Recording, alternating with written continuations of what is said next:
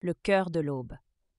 Dans un royaume lointain, caché entre des montagnes majestueuses et des forêts enchantées, vivait une jeune femme nommée Elara.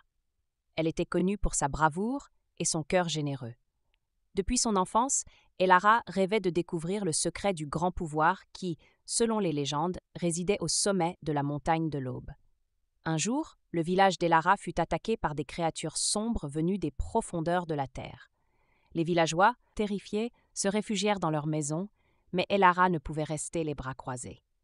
Elle savait que pour sauver son peuple, elle devait trouver ce pouvoir légendaire. Armée de son arc et de son courage, Elara entreprit un voyage périlleux vers la montagne de l'Aube.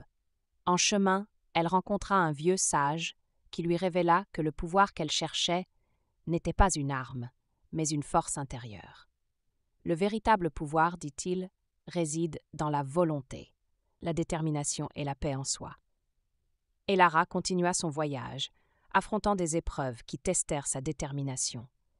Elle traversa des forêts obscures, escalada des falaises abruptes et combattit des créatures redoutables. À chaque obstacle, elle se souvenait des paroles du sage et puisait dans sa force intérieure. Un jour, alors qu'elle atteignait enfin le sommet de la montagne de l'Aube, Elara se retrouva face à un dragon gigantesque. Le dragon, gardien du pouvoir, lui demanda pourquoi elle cherchait ce pouvoir. Elara répondit avec sincérité : « Je ne cherche pas ce pouvoir pour moi-même, mais pour protéger ceux que j'aime. » Touché par son altruisme, le dragon lui accorda le pouvoir de la lumière, une force qui pouvait repousser les ténèbres et apporter la paix.